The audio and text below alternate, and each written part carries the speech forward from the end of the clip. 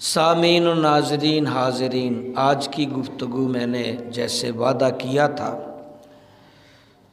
مجذوب، کتب، غوث، ابدال، سالک، صوفی، یہ اکثر آپ سنتے ہیں۔ یہ کون ہوتے ہیں؟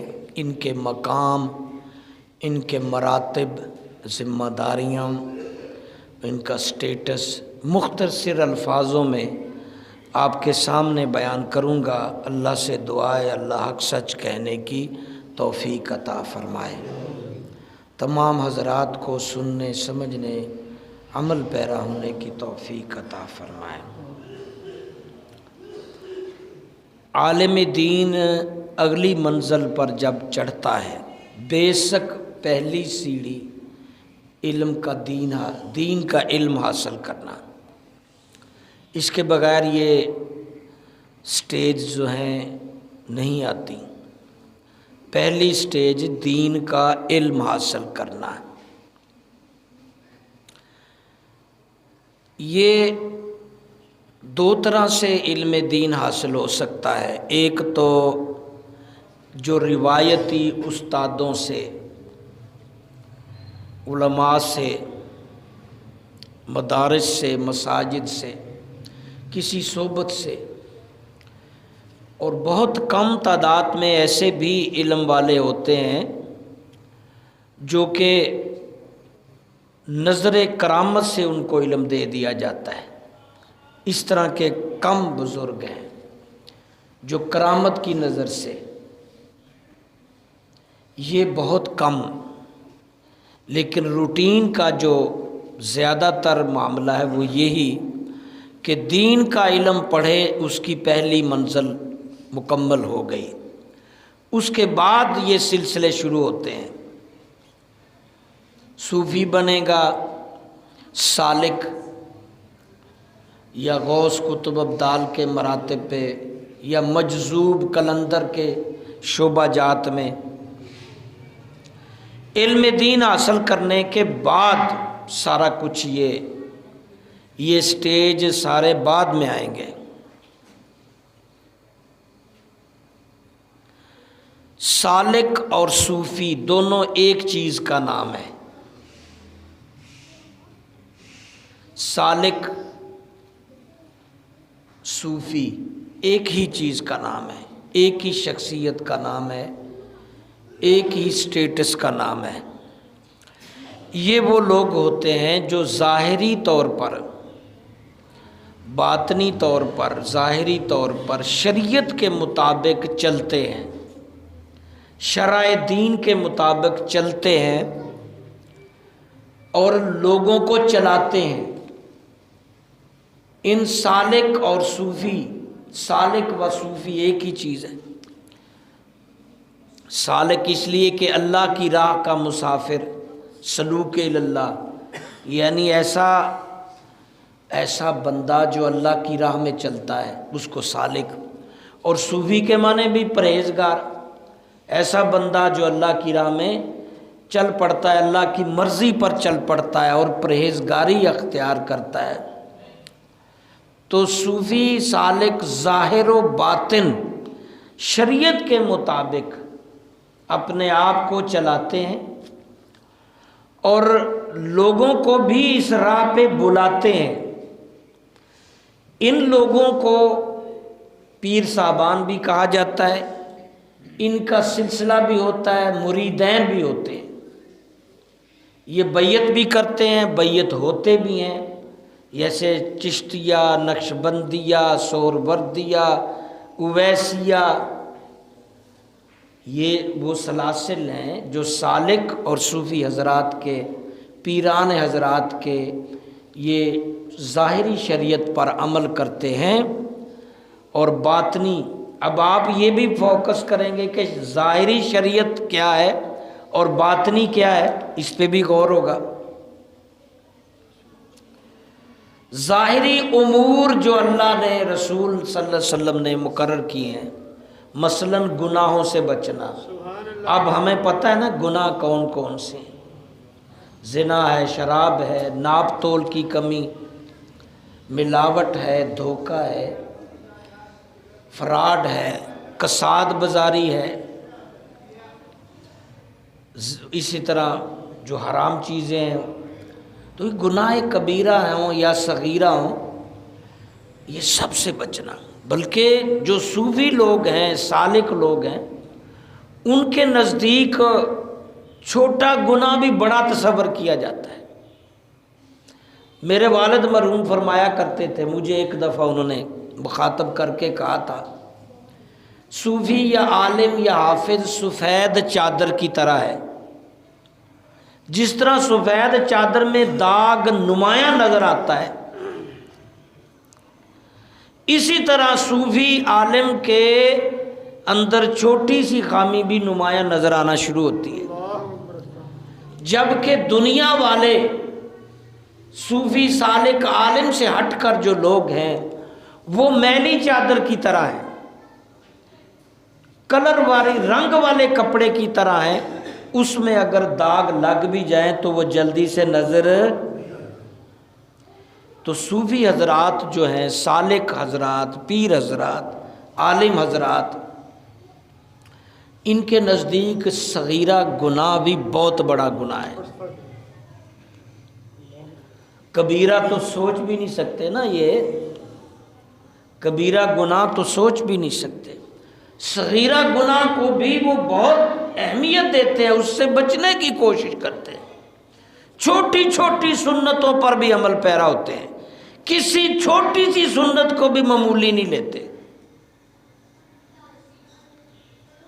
شریعت کے مطابق ہر چیز، ٹائم پہ نماز پڑھنا، ٹائم پہ زکوٰۃ دینا، ٹائم پہ روزہ رکھنا، اذان پڑھنا، قربانی دینا، حج کرنا، حقوق اللہ اور حقوق العباد پورے کرنا۔ نعرہ تکبیر، نعرہ رسالت، نعرہ حیدری۔ اللہ کے جتنے حق ہیں پورے کرتے ہیں، اور بندوں کے جتنے حق ہیں پورے کرتے ہیں۔ یہ ہوتے ہیں پیر صاحب، صوفی صاحب اور سالک عالم دین، یہ ساری سٹیج ایک ہی ہے۔ اگلی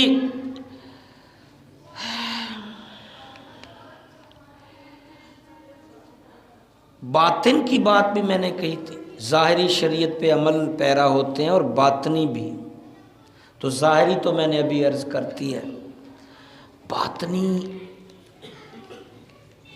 یہ اندر کدورت، نفرت، کسی کے خلاف کینہ، حسد، بری سوچ، ذاتی انا، اور یہ خواہش رکھنا کہ لوگ مجھے سراہیں، لوگ مجھے بزرگ مانیں، انا رکھنا، یہ وہ ساری اندر کی خرابیاں ہیں۔ اہل حق سالک صوفی حضرات اس سے بھی بچتے ہیں، اور یہ دونوں ظاہری باطنی صفائیاں جب بندہ کر لے تو ولی اللہ کے درجے پہ فائز ہو جاتا ہے۔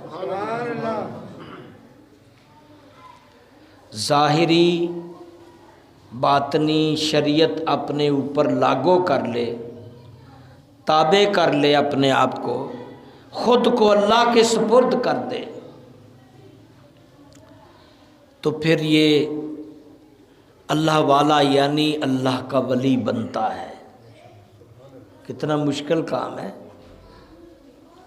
گریبانوں میں جھانکیں دیکھیں، کتنا مشکل کام ہے۔ ہم نے تو بڑے شارٹ کٹ لوگوں کو ولی مان لیا ہے، صرف کپڑے دیکھ کے ولی مان لیا ہے، ان کی بود باش دیکھ کے۔ ظاہری باطنی نفاست، ظاہری باطنی طہارت، ظاہری باطنی شریعت خود پہ لاگو کر لے، واصل اللہ ہو جائے، یعنی اپنی نفی کر دے، اپنی نفی کر دے، لا لا میں کچھ نہیں، کوئی خواہش نہیں، اپنی نفی کر دے، اور اللہ کے آگے خود کو سلنڈر کر دے، اللہ رسول کا جو بھی قانون اچھا لگے برا لگے قبول کر کے اس کو پورا کر دے، پھر ولی اللہ کا سٹیج آتا ہے۔ اب ولی اللہ کے سٹیج پر پہنچ چکا وہ اللہ کا بندہ جو بندگی میں پورا اترا ہے، جو ظاہری شریعت بھی اپنے اوپر لاگو کر چکا ہے، باطنی طور پر بھی نفیس ہو چکا ہے۔ اب یہ ولی اللہ کا دوست۔ فرماتے ہیں حضرت شیخ عبد القادر جیلانی الذین آمنوا وکانوا یتقون، ایمان اور تقوی ولی کی شرائط۔ فرماتے ہیں ولی کی شرائط کہ ولی میں کیا چیز ہو، ولی کی شرائط ہر چیز کی شرائط ہوتی۔ ولی بننے کی شرائط کیا ہے؟ فرمایا ایمان، علم اور تقوی۔ ایمان، علم اور تقوی، یہ شرائط ہے۔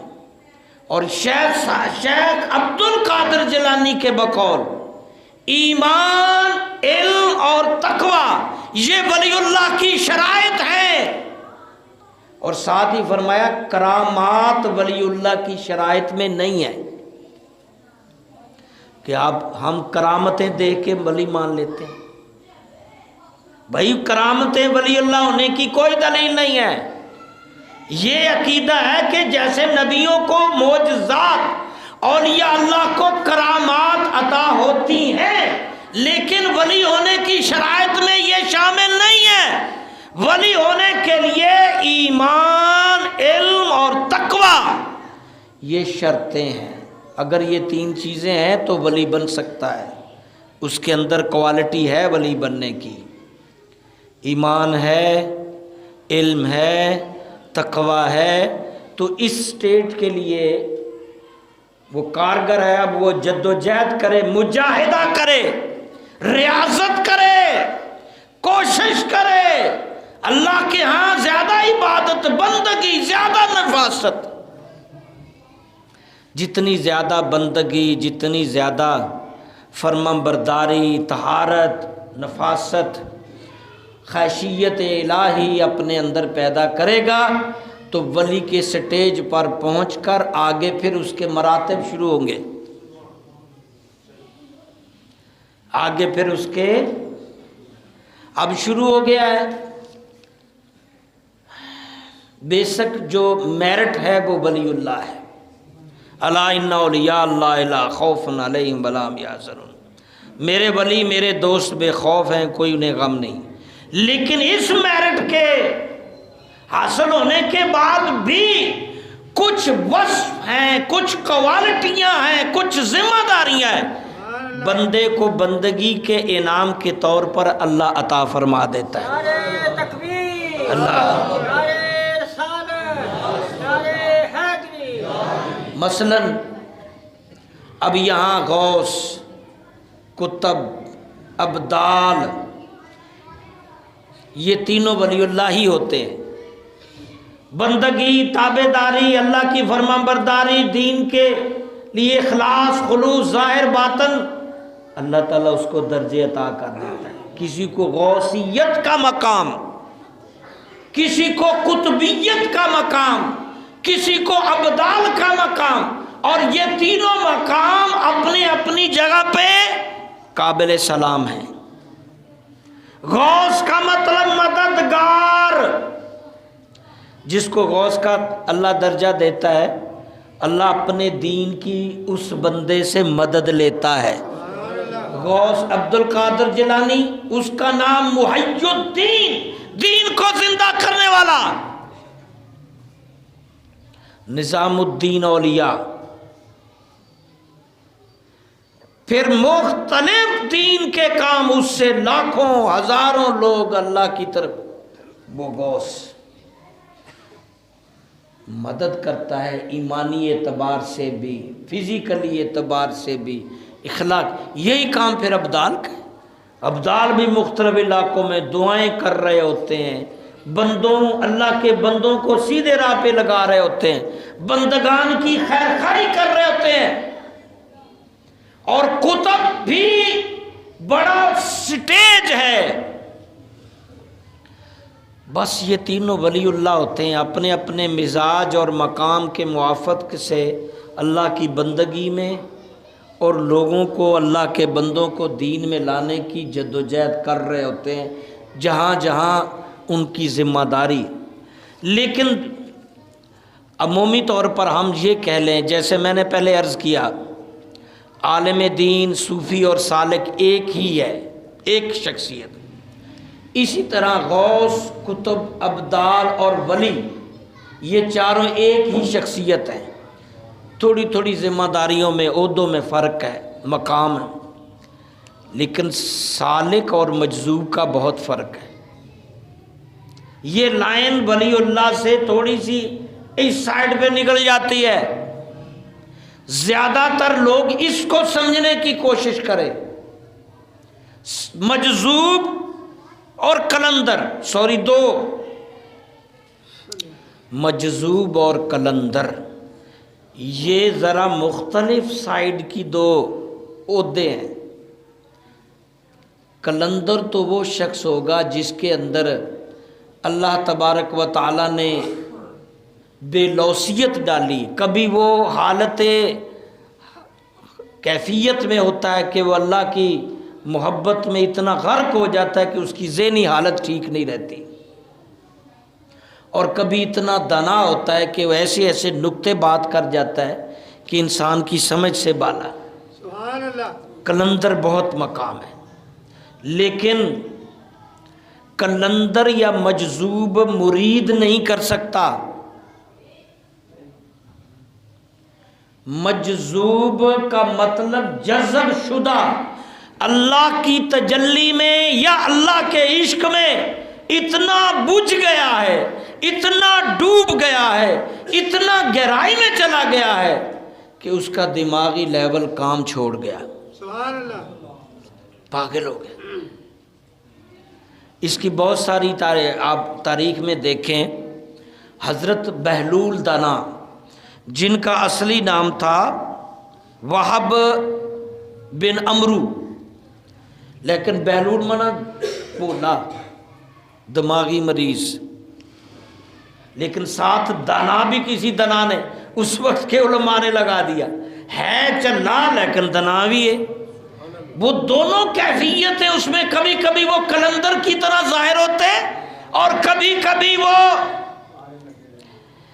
مجذوب کی طرح جذب شدہ، بے حال. وقت کے بادشاہ خلیفہ ہارون رشید اپنی بیوی کے ساتھ، اپنی ملکہ کے ساتھ دریا کنارے جا رہے ہیں تو مجذوب مٹی کے گروندے بنا رہا ہے، چیزیں مٹی کی بناتا ہے، توڑتا ہے. اب دونوں کھڑے ہو گئے، کیا بنا رہے ہو؟ آخر جی جنت میں محل بنا رہا ہوں.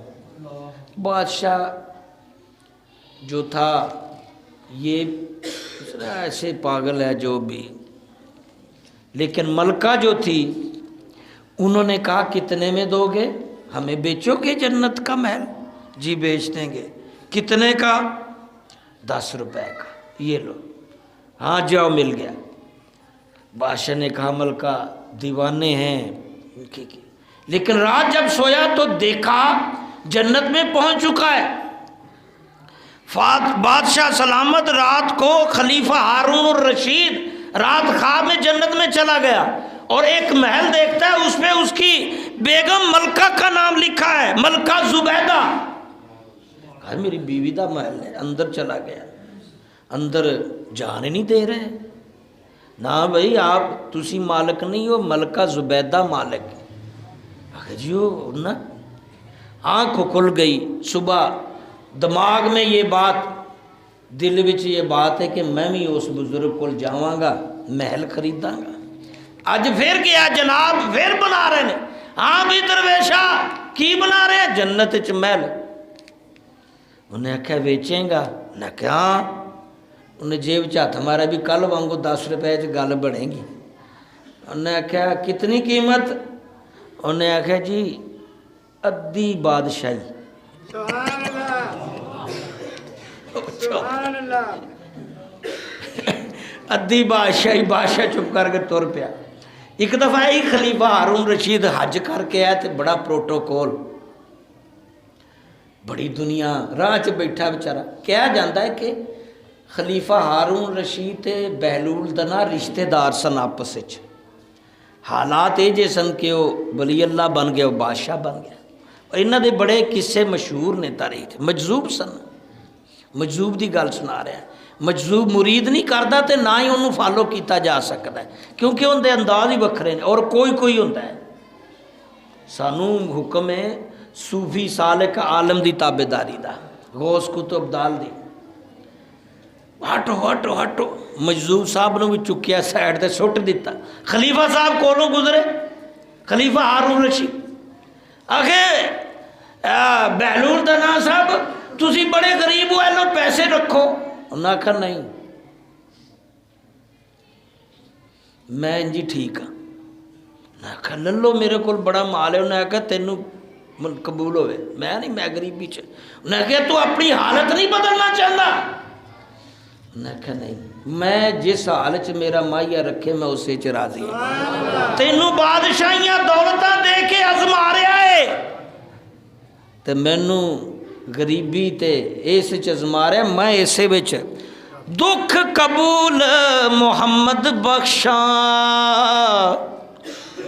दुख कबूल मुहम्मद बख्शा, दुख कबूल मुहम्मद बख्शा ते राजी रहन प्यारे। इंशाअल्लाह चला।